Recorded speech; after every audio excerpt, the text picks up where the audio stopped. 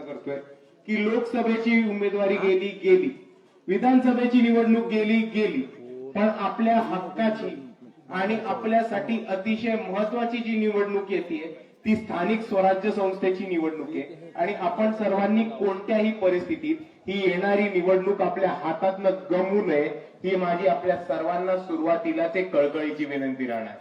कारण आपण मुद्दा समजून घ्या. आमदार खासदार कधी आपल्या एरियामध्ये येतात का? नाही. आपल्या एरियामध्ये कोण असतं?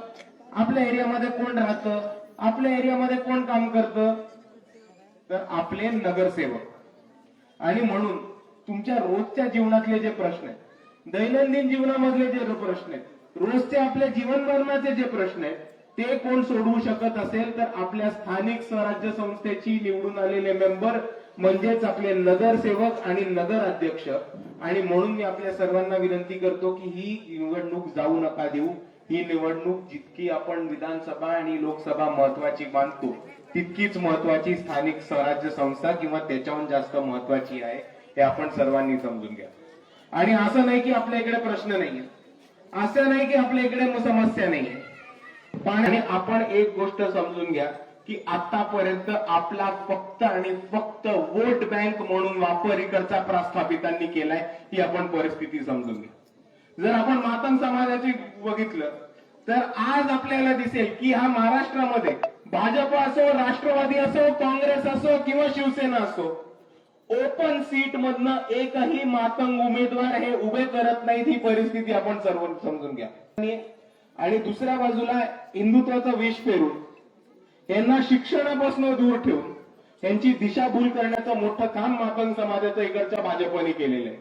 पण आपण एक स्पष्ट समजून घ्या की हेच भाजपचे पदाधिकारी असतात, हेच भाजपचे नेते असतात, जेव्हा मातंग समाजावरती अन्याय अत्याचार होतो तेव्हा हीच लोक त्यांना मारायला आणि त्यांच्यावर अत्याचार करायला पुढे असतात. तुम्हाला 2 वर्षापूर्वीची एक घटना सांगतो. लातूरमध्ये रेणापूर म्हणून एक गाव आहे.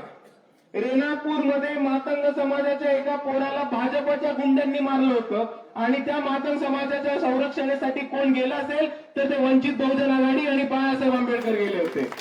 या चष्म्यातलं काय दिसतं तर माणूस नाही दिसत, डायरेक्ट माणसाची जात दिसते. तुम्ही हिंदू असाल तरी हे भाजपवाले, RSS वाले, मनुवादी, ब्राह्मणशाही त्यांच्या चष्म्यातनं तुमची जात ओळखतील आणि तुम्हाला त्याच पद्धतीने जातीवादी वागणूक देतील हे आपण समजून घ्या.